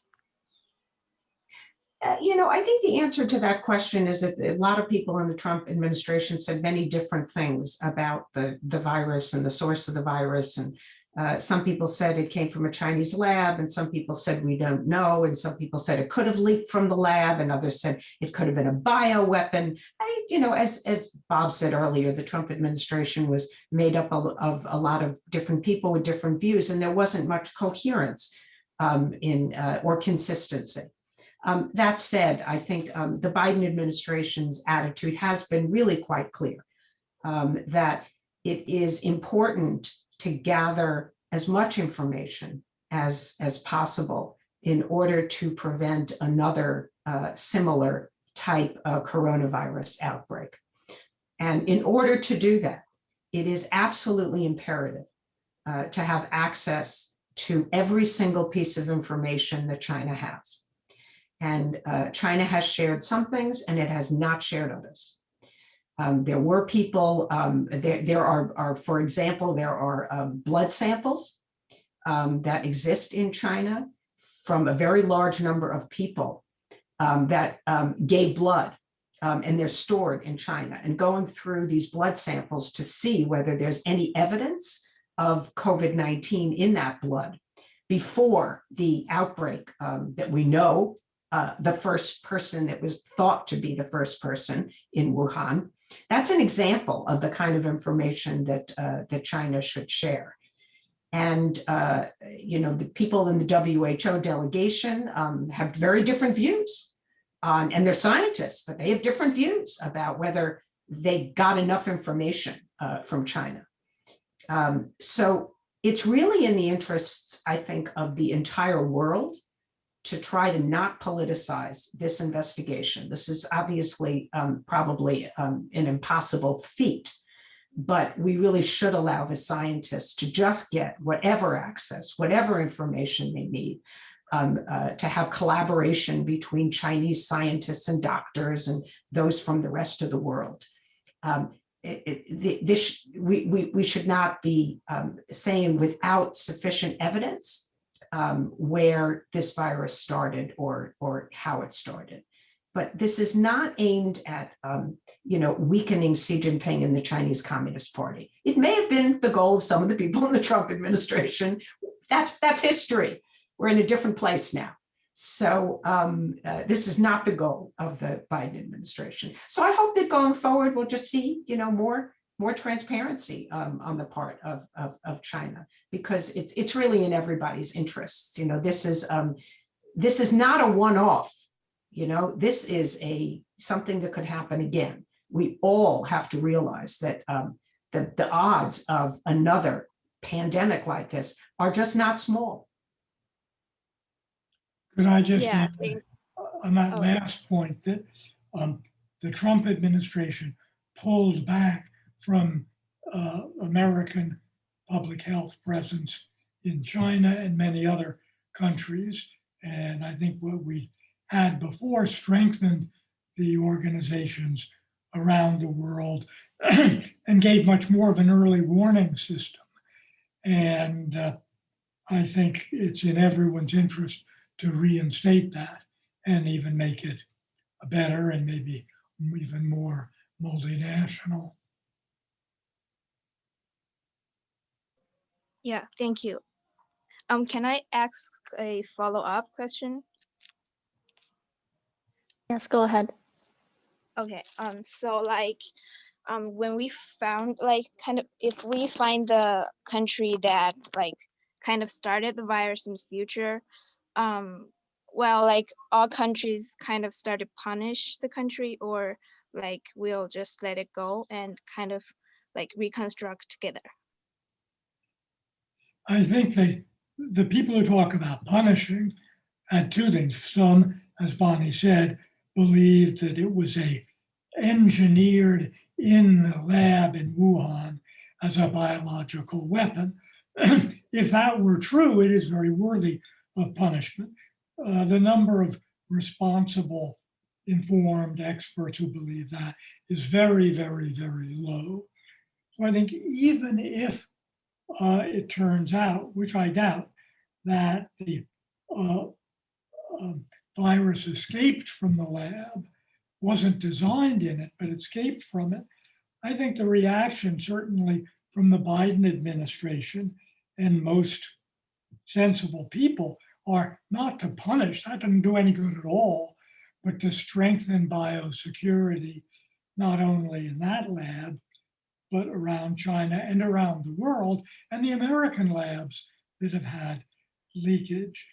And of course, in many cases, SARS and the other things, where it starts, like the 1918 so-called Spanish flu, probably started in Kansas.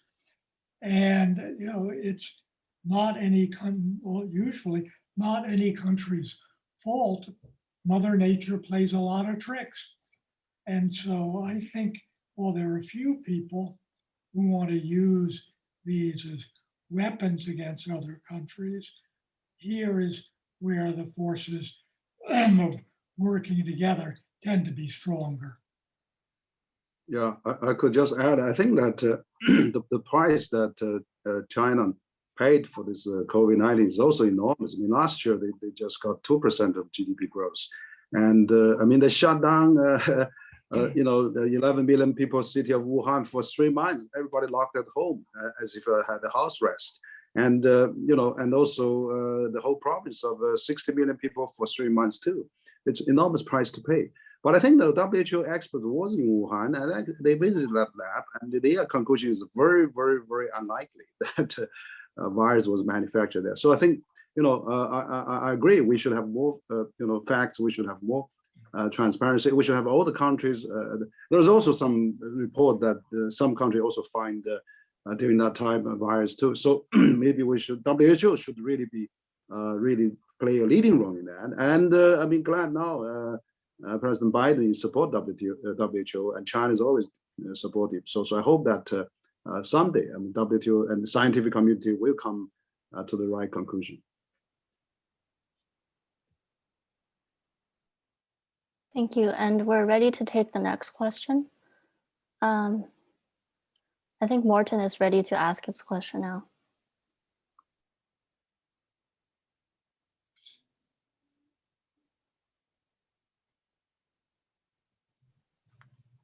You have 2 questions that were posted in the Q&A. Morten, can you hear us? Okay, if not, I'll just go ahead and read out the first question we have. So the question reads, many GCC members are college students from China studying in the US. We were alarmed by the Trump administration's rhetoric and policies that made it much harder to Chinese students to stay and work in the US. We see fewer and fewer Chinese students applying for US universities and staying in the US after graduation. What can we expect from the Biden administration about education exchange between the US and China? Well, I think that the Biden administration is likely to revisit this issue and probably reverse some of the steps that the Trump administration took. And Henry made an important point that many of the graduate students from China in STEM areas that come to the United States actually stay in the US. They contribute to US innovation and developments in science and technology. And I think that was one of the policies that the Democrats have been really quite critical of. I have seen some evidence that now there are some new policies in China to discourage Chinese students from studying abroad and encouraging them to stay in China for their university study and graduate study rather than going abroad. So this may be a question going forward that is not just a function of what the policies are of the United States, but also what China is encouraging or discouraging or allowing or disallowing. But we do need to revisit this issue. I think that it's been important to have the United States open to students from around the world. And there is no reason that policies against Chinese students should be any different than against other students. And we should have an open door policy, and we should not be putting restrictions on student visas from China.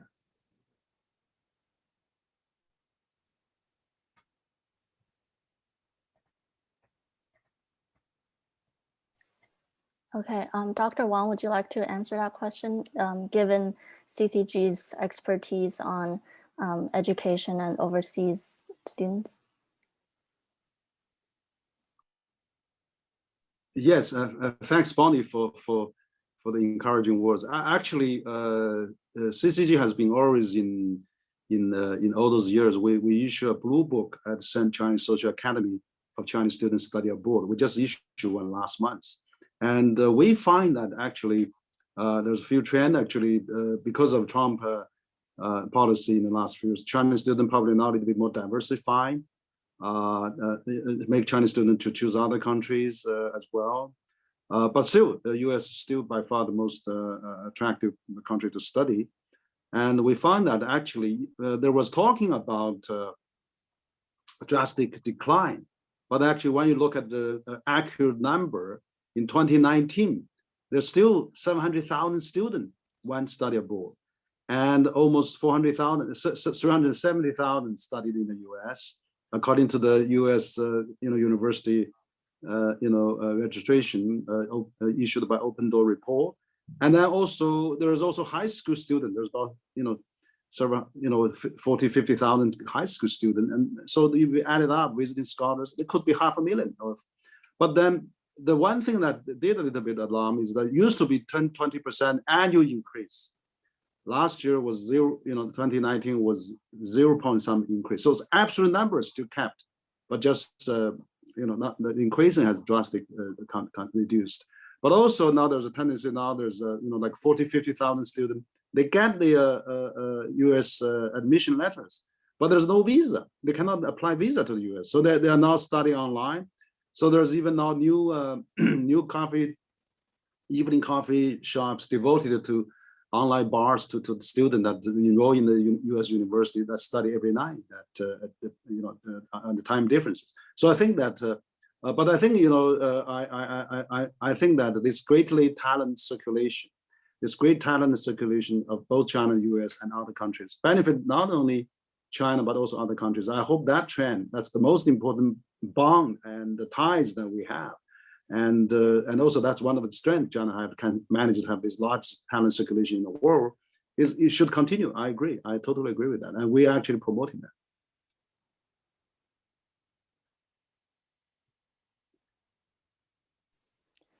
Great, thank you. We'll take another question. Kai-Ming Chen.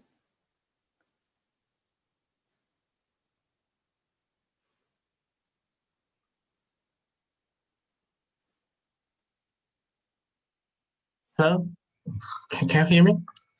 Yes. Sure, thank you, distinguished speakers and our president for hosting this event. I think from the previous presentation, we have seen this kind of clear, different, if not entirely conflicting views on both sides of the conflict, both the Americans and the Chinese. For example, we can see that the Chinese are focusing on the economic development of their own country as well as the U.S., whereas the Americans will focus on the human rights aspect. Well, at least from my perspective, I feel these are both sides just trying to justify their own positions, and this kind of confrontation, some argue, that comes from the rise of China, their material, their military, their economic power, that somehow make them a match for the U.S. And therefore can basically say no to the U.S. demands. And adding on to that is the assumption that many would think that China will continue to rise, whereas the U.S. are at least for the past 4 years been experiencing some kind of recess or difficulties. Well, do you think this kind of trend will continue under the Biden administration? And how would that say about the US-China relationship? Can I just quickly first, the reports of American decline are very exaggerated. Yes, there are enormous domestic problems. I mentioned it, but if you look at a lot of indicators, innovation, even reindustrialization, our ability to move ahead on clean energy much faster than anyone thought was possible, you find that the US is not declining, that the gap between the US and China, certainly as measured in pure GDP, is closing. It closed by some measures, but no, the US is not declining. And I think the prospects for continued vibrancy and growth in the US are very good. Second, human rights is a real difference in values between the Chinese regime and the American people, but it's not the issue at the top of the agenda, either for Trump or especially for Biden. We have to look at the South China Sea, threats to Taiwan, Chinese, I think fair to say, heavy-handed diplomacy with Australia, taking hostages against Canada. It's those issues that, if you were to talk to, I think, the Biden administration, what concerned them, they'd give those issues before giving human rights. They wouldn't discount human rights, but it's not the top of the list. So I would just add that I think it is really incorrect that the United States is just afraid of China's rise, afraid of China overtaking the United States. The reality is that that the United States objects to Chinese policies. It objects to Chinese policies toward its own people, as well as many of its policies outside its borders. Economic coercion against Australia, South Korea, Japan, Mongolia, Norway, Taiwan. I mean, it's a really long list. Actions that are being taken in the United Nations to redefine the definition of human rights in a way that is against what is usually a pretty widely universal definition of human rights that has existed in the UN for many years. We object to the blocking of access to information. It's not surprising that most people in China agree with the propaganda that they're fed because they don't really have access to other views. I think that's really sad. I think it's really healthy when people just have access to a variety of views and draw their own conclusions. So it is perhaps convenient for people in China to just say, well, the United States wants to contain China's rise because it's fearful of a competitor. But I actually don't think that's the case.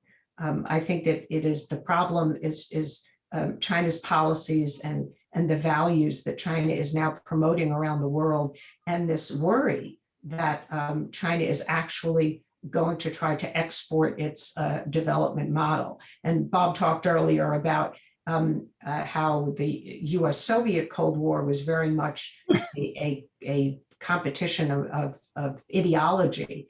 But I was glad to hear that you didn't rule out the fact that there is an ideological component in US-China competition. It's not very big. It may not be central, and I hope it doesn't get there. But there really are signs that it could be growing. And Jake Sullivan, our national security advisor, when he was on an event with his predecessor, Robert O'Brien, that was moderated by Condi Rice, made a comment about how China views itself as having this really successful model and sees democracy as having failed, and that it really wants to convince the rest of the world that its model is successful, and democracy is in the rearview mirror, and we have failed as a system. And that's unfortunate because I think China should celebrate its own achievements without criticizing the achievements of others. And I wholeheartedly agree with Bob's view that U.S.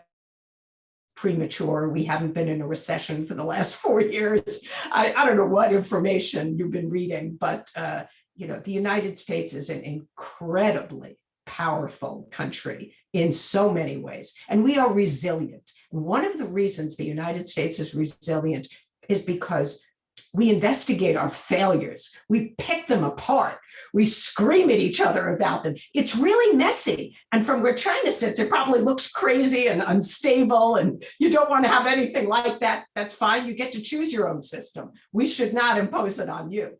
But I have to say that the outcome of our debates and what we go through as a country is usually we come out on the other side better. Our policies get improved by the process of debating them and hanging them out to dry for the whole world to see them. That's what democracy is. It's messy, but I actually think that it produces very good outcomes in terms of the quality of rule and the checks and balances, so that we don't end up with a very, very powerful leader who can pursue policies that are not in the interests of our country. And we just had an election, and we threw out a president. We voted him out.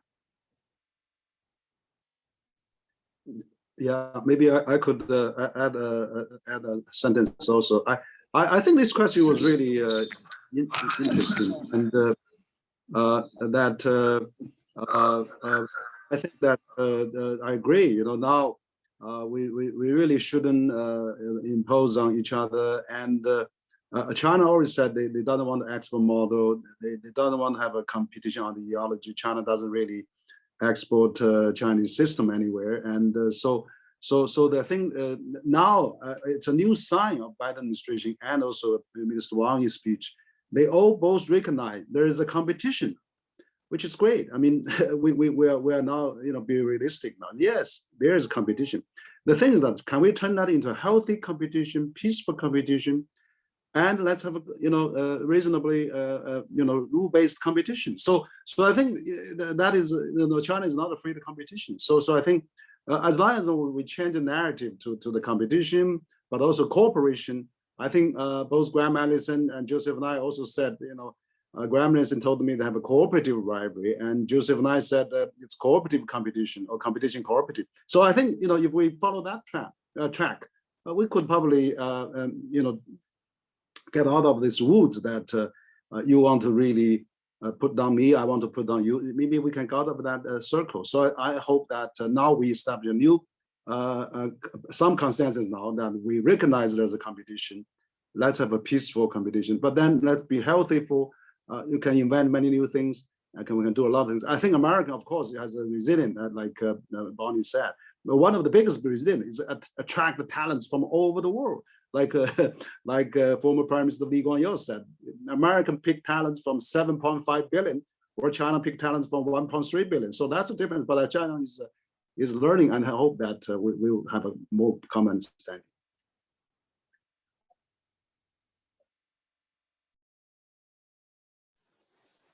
Great, thank you. Thank you, Dr. Wang and Ms. Glaser.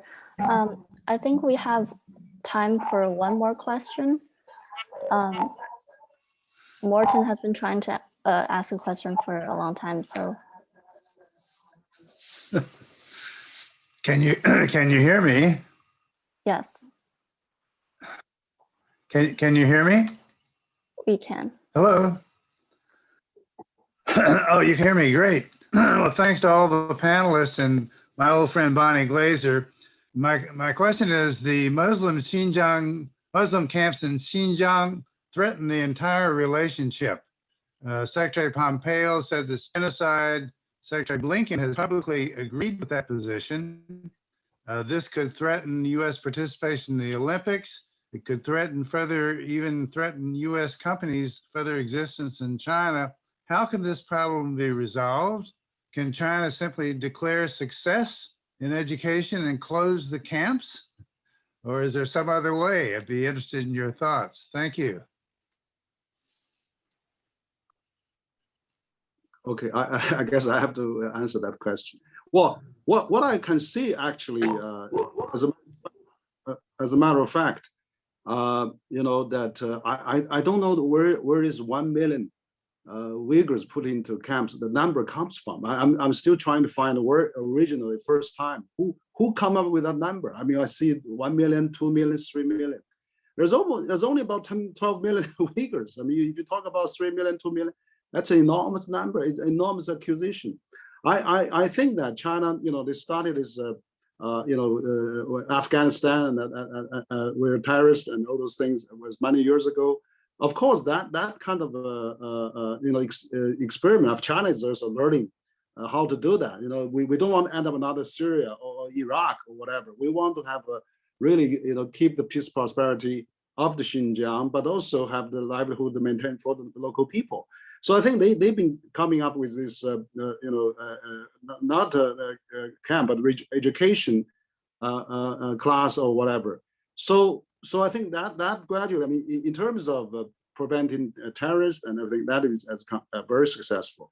But I can understand there's some complaints, there's a lot of criticism. But Chinese government actually issued a white paper last year saying all the people in that camp or class has graduated already.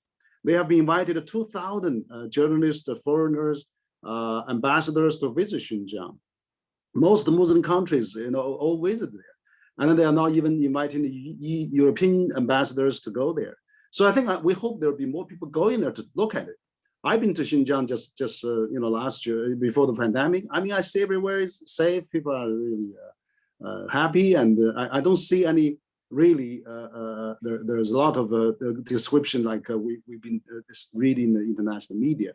There could be some incident. I can't without that. But I don't think there was a massive genocide going on. I mean, that's really exaggerated too much. I would really hope that all the international friends can come to Xinjiang to visit Xinjiang and maybe straighten things out. And China should welcome more people to visit so that we don't have this kind of wrong perceptions. I mean, Xinjiang, the population life expectancy has been doubled since the last several decades.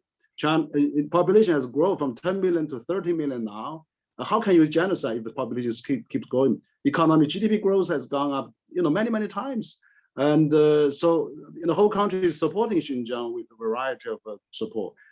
So I think this is probably one of the big things that internationally China has to really find a way to understand each other, and people should really come to visit Xinjiang. And I really hope the if a new American ambassador comes to Beijing, hopefully soon, he should visit Xinjiang. I mean, let's straighten things out. So I don't think visits to Xinjiang are going to solve anything, Henry, because the Chinese won't let people go where they want to go. They take people to see what they want people to see. So visits are just not going to solve anything. There is more and more information coming out about people's experiences in those camps. This is really not fabricated. It is not all the work of one person. China's decided to attack Adrian Zenz. There are a lot of people who are working on Xinjiang. There are interviews that have been done, and not just in the United States, but countries all over the world where Uyghurs who have relatives who have been in the camps, or they themselves have been in the camps and then have been released, have then gotten out and told their stories at great risk to themselves and to their families, because they are so frightened about what has happened. You can look at satellite imagery where you can see that where a mosque used to exist, it's now gone. There are so many incidents of people who were just arbitrarily arrested because they downloaded WhatsApp on their phone. It's just impossible to believe that all of these hundreds of stories and incidents are fabricated. So I don't think I mean, to me, it's pointless to argue about what the number is. And I'd like to set aside the issue of genocide, because I think that may or may not be the case. It may be crimes against humanity. There may be other labels that are more appropriate. And genocide is a high bar. So I'm certainly not personally pushing that as a label for what has transpired in Xinjiang. But whatever we want to call it, it should stop.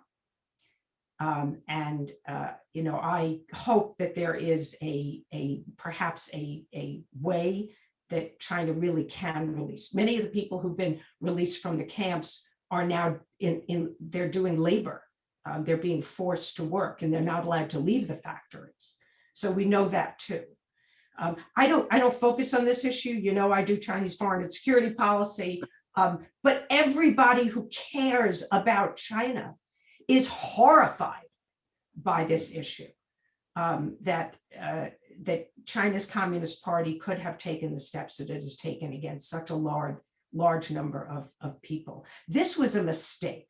This is my view, a horrible mistake born of fear and insecurity.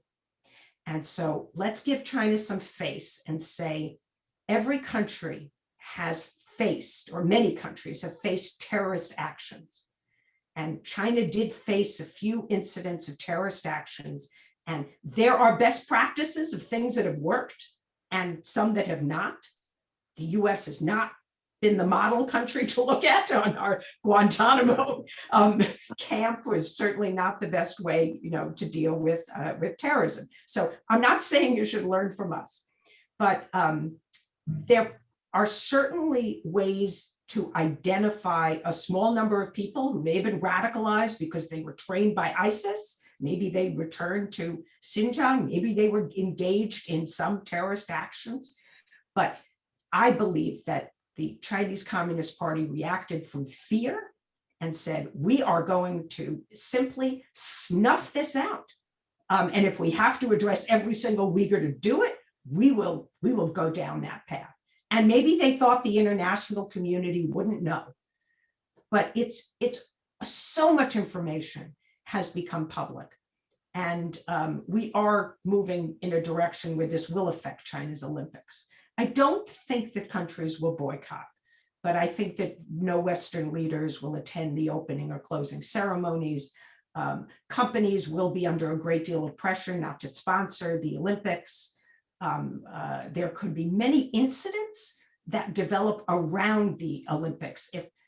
If an athlete decides to make a public statement about what's going on in Xinjiang, and then the Chinese try to maybe take action and detain that person, think of all the ways that this could develop that could be very much against Chinese interests. And I don't want to see that.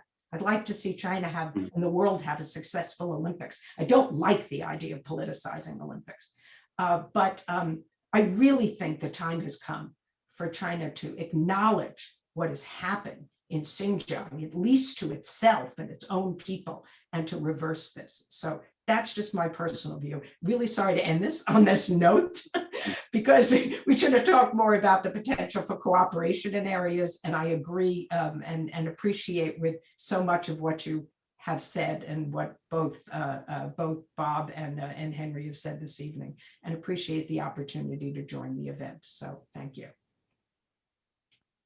Yeah. Thank you, Bonnie. And I think that you know, I don't know the story you've been referring to. Are they happening now, or maybe a few years, or whatever? So maybe we should really have some analysis on that. And also, one of the Arab ambassador, who is a Muslim ambassador, he told me he never see any more mosques in his lifetime than he said that he saw in Xinjiang. So I think if government said, you know, all the thing trainee has graduated, then let people come in to look at that. I mean, visit. You know, there are still any camps like that. You know, so you're right. You know, I think the way to get out, we should have more open exchange and access. So the Chinese government is happily to invite people to come. And but if they come, say, okay, I'm coming just to visit the district, or the one or two people, then it'd be difficult. But I think if they come, just, you know, they want to see things, that should be able to do so. So I think that is a great thing we could do to really get this thing out of the hurdle of the relations. As you said, I think it's very important to straighten this thing out. Yeah, unfortunately, I think our time is up. Thank you to all of our panelists for a frank and constructive dialogue. Again, the goal for GCC is to provide a neutral platform for China and the rest of the world to engage each other on a constructive manner. So in the meantime, please check out our upcoming panels on trade, technology, and advancement, and follow GCC on LinkedIn and WeChat for more information. I'd also like to thank our partners for supporting the summit. And if you like what we do, please consider donating by scanning this QR code. Thank you. Thank you so much. Thank you. Thank you. Thank you. Thank you all. Thank you. Thank you. Bye-bye. Thank you. Bye-bye. Bye. Bye-bye. Bye-bye.